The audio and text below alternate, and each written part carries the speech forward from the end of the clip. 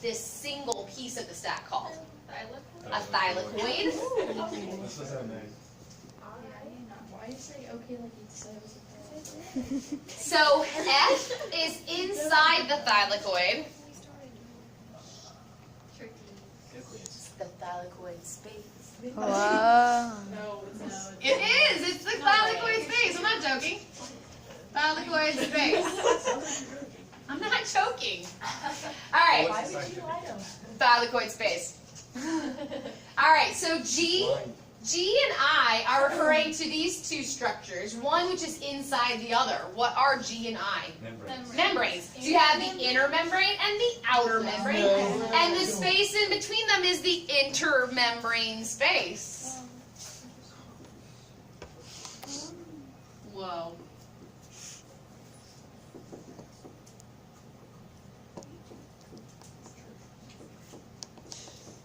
And outer membrane. Okay, so in all of this, and note, so this is kind of our stylized picture of a chloroplast.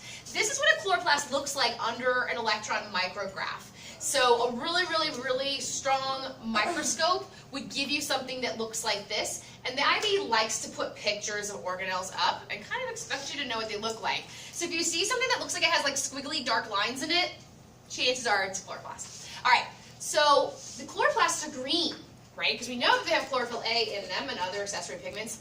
Where is the chlorophyll A? In the thylakoid membranes, right? That's the actual part that's green. So the chlorophyll A and the other pigments are in the thylakoid membranes.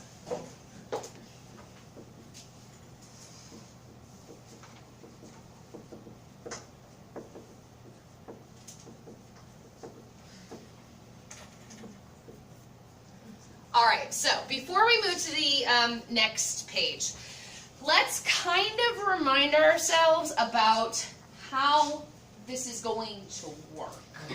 Okay, so let's kind of pull this out and look at one single thylakoid. Okay, so one thylakoid.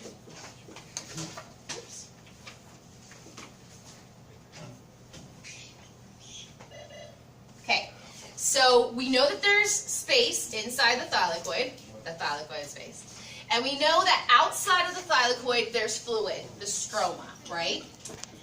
And we know that the chlorophyll is in the thylakoid membrane. Okay, so the chlorophyll exists in what we call photosystems, right? So you have chlorophyll and then any accessory pigments, and they're in these photosystems. So they're actually built in, and I'm just going to draw one just for the purposes of showing you kind of what's going on. But there's lots of chlorophyll, there's lots of photosystems in a thylakoid, but one.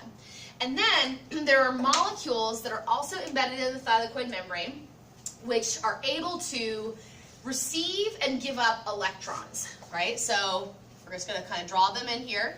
This is our electron transport chain, okay, and this is our photosystem. I'm just going to use, it's standard to use PS for photosystem, so PS. All right, so the way that this is going to work is that hydrogens from this side, from the stroma, are going to be pumped into the thylakoid space. And then, because things don't like to get built up too much, they like to diffuse to where there's a place of less, right, to a lower concentration, the hydrogen ions are going to eventually diffuse out of the thylakoid through a molecule called ATP synthase. What type of molecule is ATP synthase? An enzyme, because it ends in ase, right? So ATP synthase is the enzyme that catalyzes the synthesis of ATP. And it can do this because of the H pluses that build up inside the thylakoid space that are going to diffuse out of the thylakoid. Okay, so that's the way that photosynthesis as a whole kind of is set up. Okay, so yes. How is hydrogen pumped into this? So that's what we're going to go over right now. So if you flip to the next page, remember photosynthesis is divided into two types of reactions. There are the light-dependent reactions, which obviously are dependent on light. And then there are what we call the light-independent reactions, which is a little bit of a misnomer. They're not independent of light because they rely on what you get from the light-dependent reaction, but they can occur if the light is not available. Sometimes we refer to this as the Calvin cycle too. Okay, so we're going to do those two parts of photosynthesis, starting with the light-dependent reaction. So if you flip to the next page. Okay. Anyone need what's on the board any longer? All right.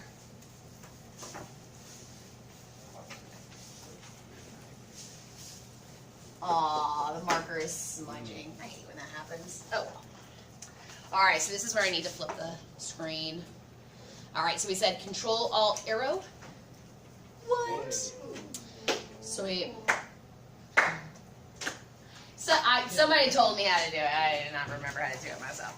All right, so before we go through this, let's remind ourselves what the equation for all of photosynthesis is. Okay, so what are the reactants for photosynthesis? Light. Light, which of course is the form of energy, right? What else? H2O and carbon dioxide. Okay, so we're not going to go through all of the steps of like how this equation is balanced. So we'll just say 6 carbon dioxides and 6 waters, right? So 6 carbon dioxides plus 6 waters plus our energy source, which is light. And then what are we going to get out of this? Oxygen. We are going to get oxygen, 6 oxygens, and glucose, right? C6H12O6. Okay, that's our main product. Remember, oxygen is a product, which is useful to us. I mean, it's good that we have it, but it's actually it was originally a waste product, right? It is kind of a waste product that just happens to be useful now. All right, so this is where my drawing is a little bit stylized. So all of these, they are all embedded in the thylakoid membrane. Okay, so if we're imagining where things are, the stroma is here. All of this is in the thylakoid membrane, and the thylakoid space is on this side.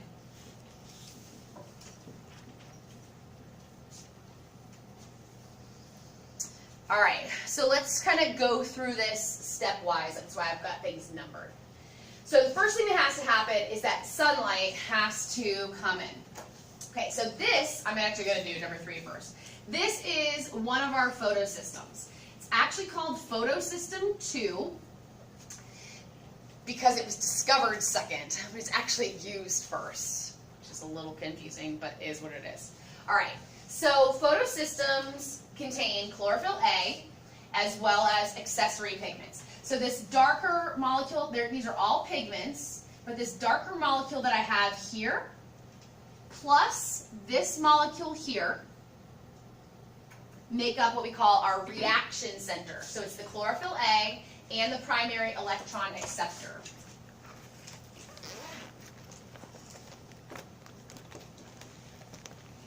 So the reaction center is our chlorophyll A plus our primary electron acceptor.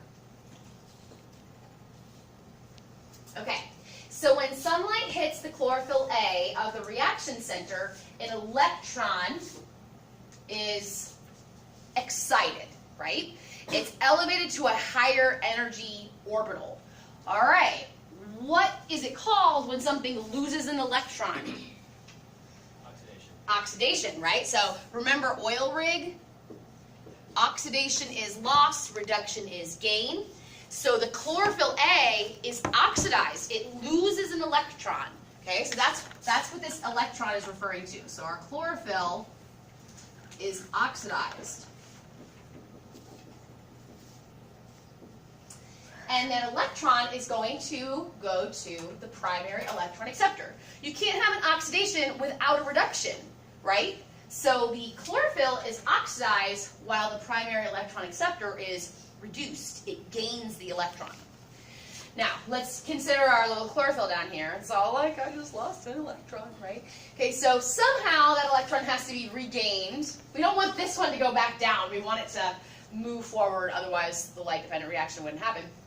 But 1 and 2 is how the electron gets replaced. Okay, so this is where water comes into play. Water, and we can kind of put an arrow here too. This is called photolysis. What does lysis mean?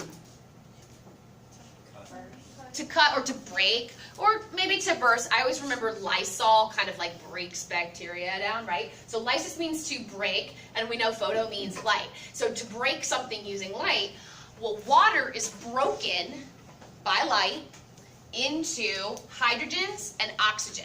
All right, so we get 2 hydrogens from this, so 2 hydrogen ions, and we get an O.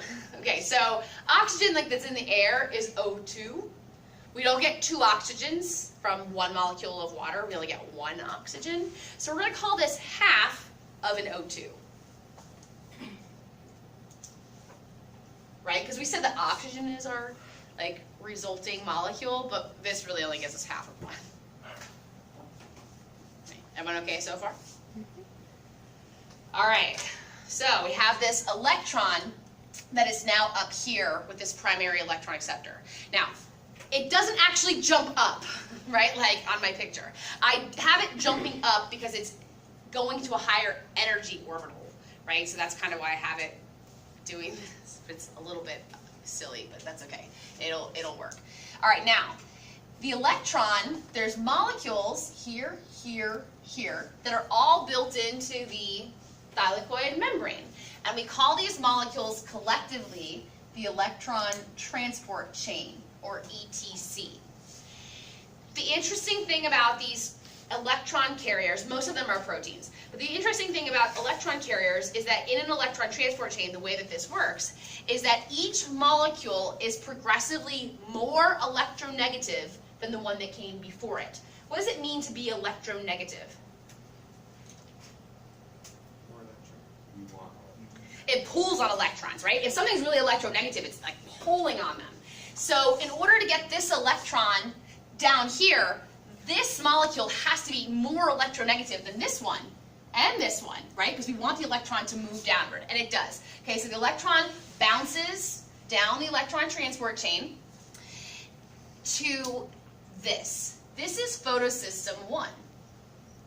Photosystem 1 works the exact same way as photosystem 2. It just happens to be after the electron transport chain rather than before the electron transport chain. So while light is hitting photosystem 2, it's also hitting photosystem 1 concurrently at the same time, right? Okay, so it's not like light shines on photosystem 2 and then on photosystem 1. It shines on both of them at the same time. Okay, so this is fairly instantaneous. All right, so when that happens, the same thing happens. The electron from the chlorophyll A of photosystem 1 gets excited. It moves to a primary electron acceptor. Well, instead of water being broken to replace this electron, what's going to happen is the electron that's bouncing down the electron transport chain is going to replace this one. Okay, so ultimately, the chlorophyll A end up with the same number of electrons that they had at the beginning, right? Same thing happens here. The electron bounces down this electron transport chain. So there's 2 electron transport chains in the light-dependent reaction. Ow. And ultimately, what's going to happen is the electron is going to be gained by a molecule called NADP+. Okay, NADP+. Now, a good way to know that a molecule is reduced is that it gains a hydrogen. So when the NADP+ gains this electron, it's going to become NADPH, or IB likes to just call it reduced NADP. Either way is fine. Does anybody remember what NADPH is?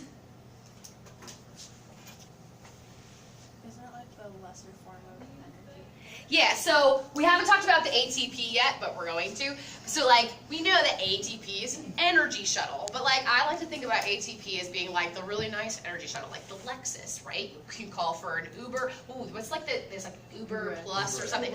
Right, so you call for Uber X and you get like a Lexus, or you can call just like Uber at like 2 in the morning and you can get like, I don't know, like whatever's out there, right? So NADPH is kind of like that.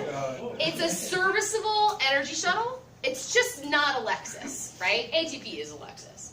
Okay, so it's not as good at carrying energy, but it's still fair, totally fair. All right, now, we haven't talked about the ATP because we know that ATP is a result. We didn't write it in our equation because it kind of all cancels out. The ATP that's generated by the light-dependent reaction is going to be used in the light-independent reaction. The way that it gets generated is through this portion here. So I'm going to use a different color really quick. What's another name for a flow of electrons? What's that? Okay, a circuit. And what section of physics do you learn about circuits in? Electricity. This is electricity, right? It's a form of energy, essentially. This is an electrical process. So as the electron is moving down this electron transport chain from molecule to molecule, it's basically a source of energy in and of itself, right? The energy from the sun got transferred into a different kind of energy, electricity. Okay, so what happens is there are hydrogens outside of the thylakoid, right? There are hydrogens out here. And so as the electron moves through the electron transport chain, that powers the pumping action of these molecules, and they are able to pump hydrogen through them into the thylakoid space. Okay, so what's going to end up happening is hydrogen ions are going to build up inside the thylakoid space. Incidentally, that means that the inside of the thylakoid is more acidic than the outside. Because, right, what does it mean to be an acid? It means that there's lots of hydrogen ions. So, just fun fact. Okay, so you have all these hydrogen ions now built up inside the thylakoid. So actually, let me redraw our thylakoid, right? This is essentially what's happening is we took our photosystem, our electron transport chain here, and we took hydrogen ions from out here and we pumped them inside. So now we've got tons and tons of hydrogen ions in here. The hydrogen ions want to diffuse out because they don't want to be all built up. It's like it's like you being in a cramped room with like 80 of your classmates, right? When outside there's like 2 of them, right? So you want to like kind of spread out a little bit. So the hydrogen ions want to get out of the thylakoid because they're all cramped up in here. The only way out is through that enzyme ATP synthase.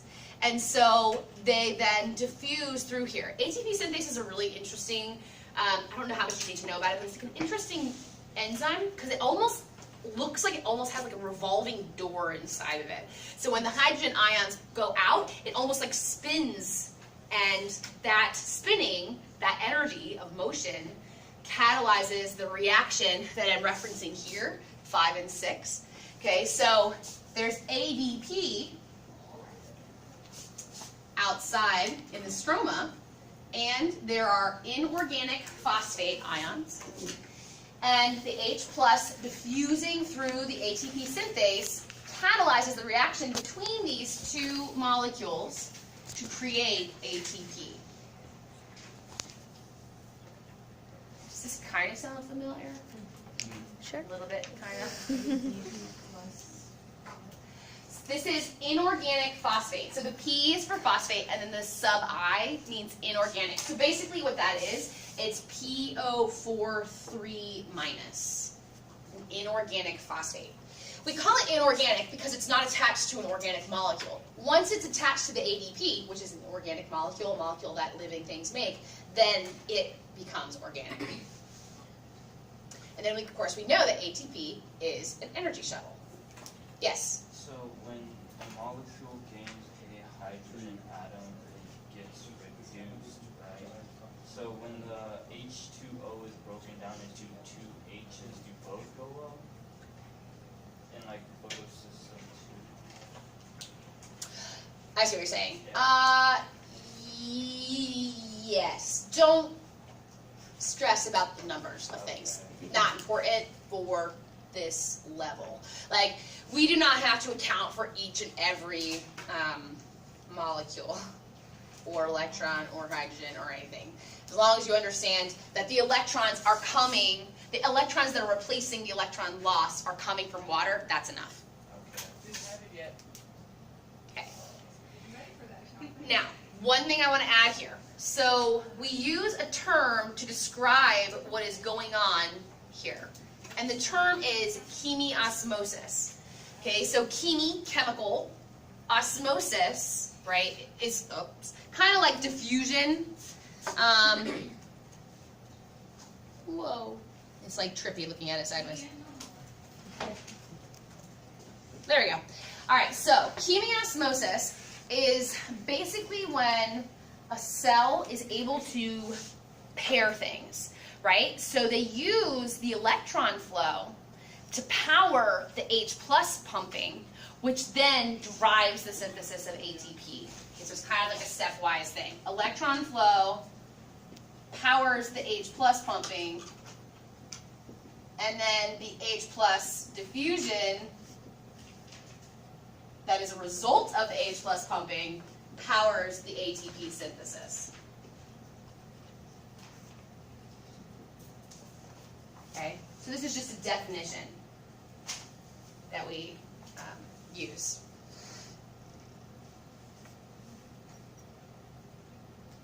Okay, what is the end result of this reaction?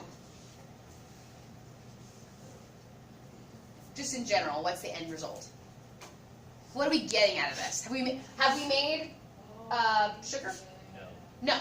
We've made oxygen, right? So we've taken care of doing that, but that's not really like what photosynthesis is for. So what have we really made here? NAT. Say, we've made NADPH, right? So we've made this, and what else have we made? ATP. Right, so the purpose of this reaction is to make these molecules that can then transfer the energy that ultimately came from the sun to the light-independent reaction, okay, which is where sugar is going to be made. How are we doing? We kind of remember, even if it's just from 9th grade, kind of, sort of. Oh, this is in 9th grade? Yeah, we talked about this in 9th grade, a little bit. We had maybe like I think the most complex we got was like the obviously we love babies. Okay, It's the same thing. now we're going to take the NADPH and the ATP, and we're going to go to the light independent reaction. Now, we're going to come back to this in a second, because what we've described here is called non-cyclic electron flow, but there's also cyclic electron flow. So we'll come back to this in a minute, okay? Now, I do want to mention one other word because it might show up. Do you guys remember the term phosphorylation? No. Just the term is okay. So phosphorylation is when a molecule gains a phosphate, right? So what's the molecule here that's gaining a phosphate? ADP. ADP gains a phosphate and is phosphorylated. Now, specifically, we call this photophosphorylation because it's driven by light. When we get, when we get to reviewing cellular respiration, remember there's different kinds of phosphorylation there too. Substrate level and oxidative and blah, blah, blah. And so actually, specifically what we've talked about so far is non-cyclic photophosphorylation. We'll come back and we'll do the other in just a second. All right. Cannot erase what is on the bone. I'm going to leave this up because we got to make sugar still.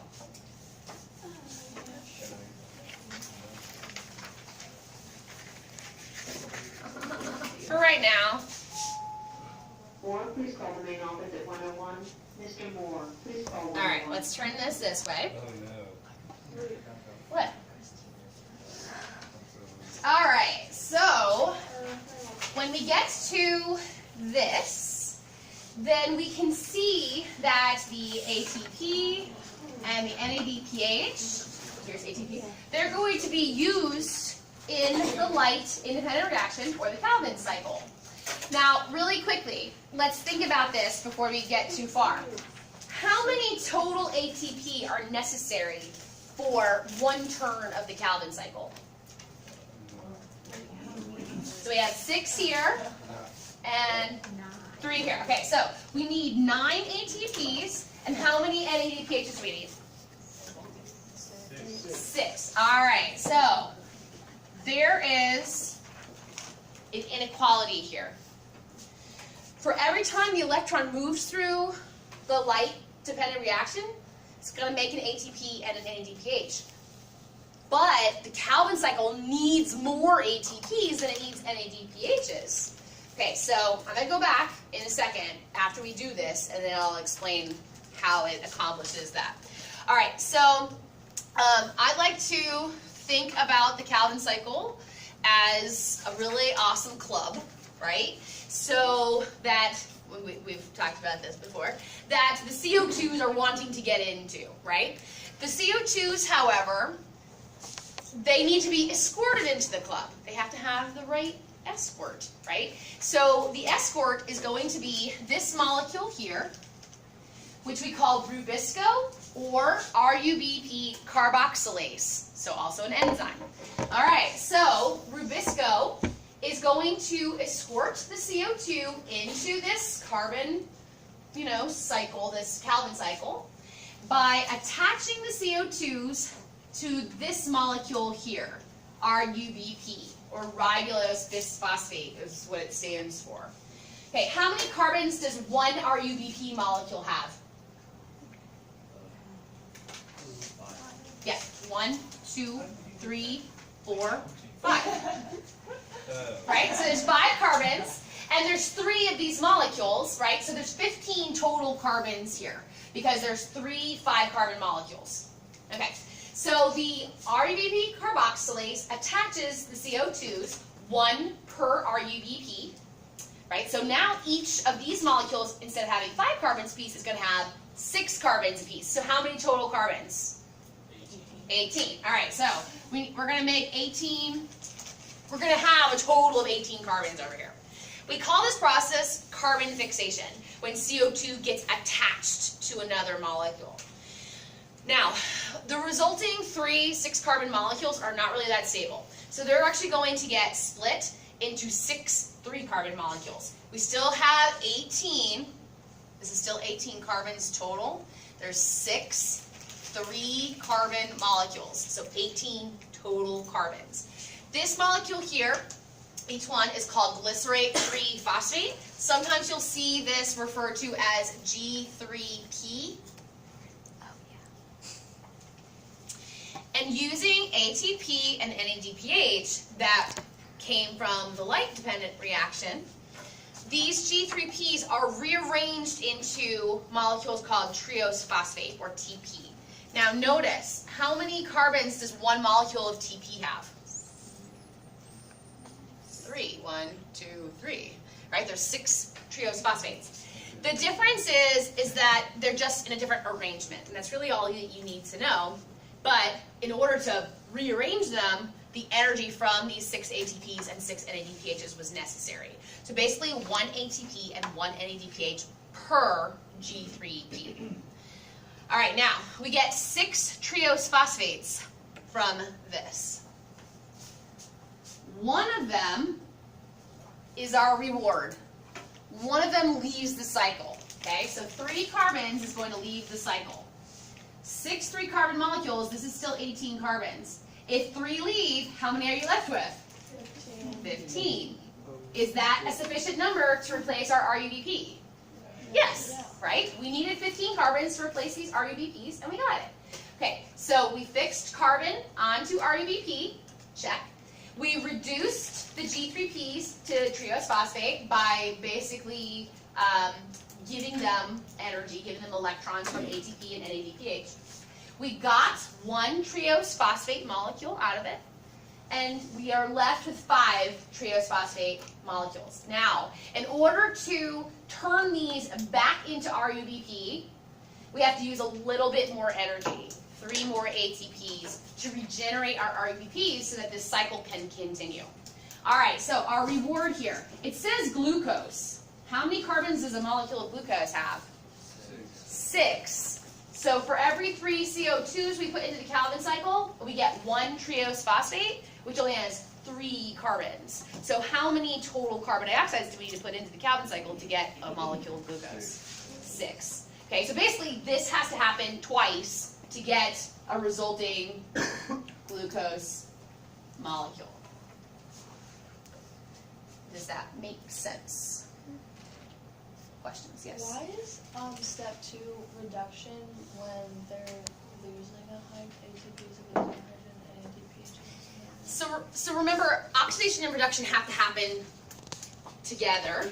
So what's happening is the ATP and the NADPH, they're actually getting oxidized. They're losing electrons, and those electrons are being gained by the glycerate 3-phosphate.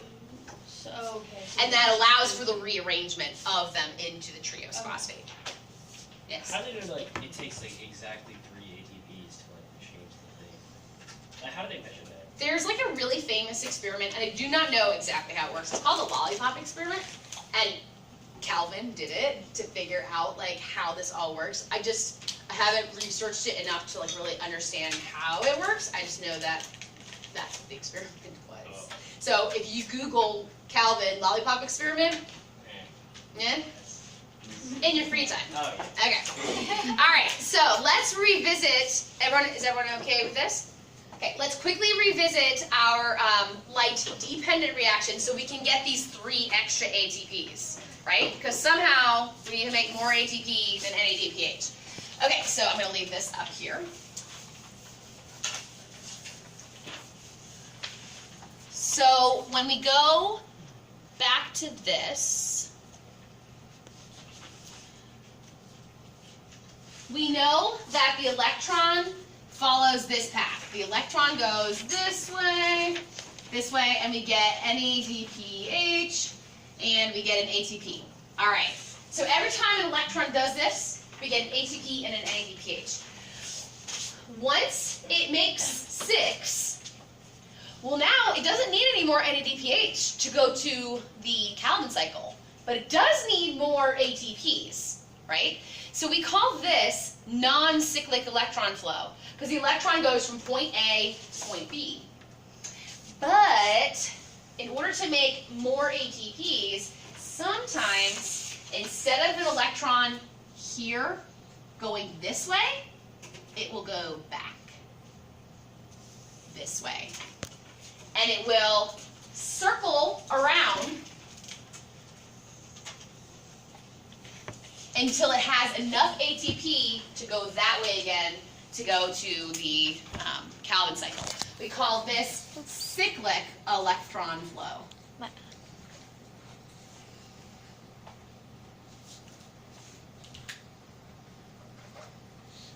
Okay. I forgot to mention one thing, just because I don't want to forget. We did talk about how this is all embedded in the thylakoid membrane. Once the ATP and the NADPH are ready, once there's enough of them to move to the Calvin cycle, where is the Calvin cycle taking place? In the stroma, right? So the Calvin cycle is taking place outside of the thylakoid. It's out here. The light independent reactions is happening outside of it. Okay. So that's the actual process of photosynthesis. Any lingering questions? I hope that was helpful. I have one more thing I want to talk about. Any other questions? All right, so one thing that they will ask you about periodically is experiments. So you should be able to, they like it, they like to ask you design type questions. How could you design an experiment to test what is going to change the rate of photosynthesis. And there are 3 things in particular that they will ask you about. Light intensity, carbon dioxide concentration, and temperature. And at any given time, one of these 3 things could be what we call a limiting factor.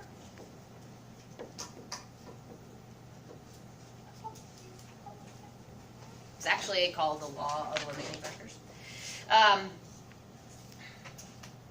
So the law states basically that the rate of the reaction will be limited by whichever of these is in the shortest supply.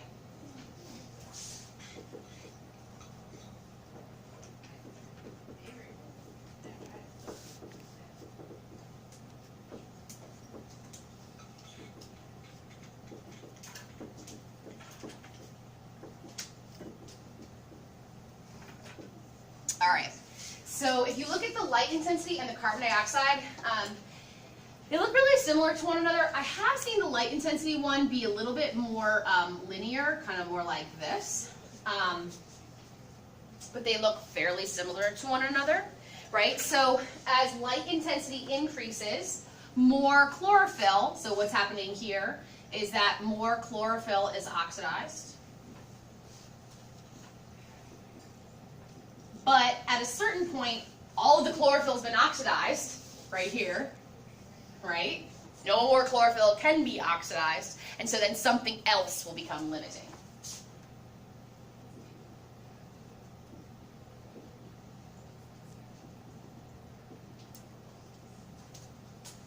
In the case of the carbon dioxide concentration,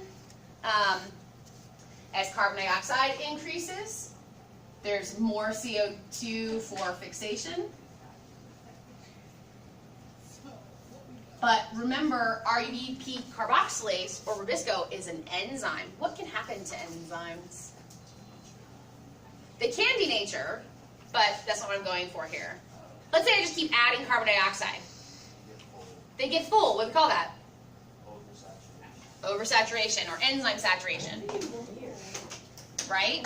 So eventually, all of the RUBP carboxylases are full. They can't, they're saturated. They can't, it doesn't matter how much more CO2 you put in, there's no more spaces for CO2 in the RUBP carboxylase. And then with temperature, this actually goes with what Andrew had mentioned before. This is because photosynthesis is enzyme driven, right? So at low temperatures, enzymes don't work very well because the molecules are all just moving too slow. And at high temperatures, what happens to the enzymes? They denature. Okay, so at any given time, one of these 3 things is keeping photosynthesis from happening faster. Now, in a laboratory, you can provide as much of these, you can provide the perfect conditions so you can get photosynthesis to get to its fastest possible rate. Questions about photosynthesis?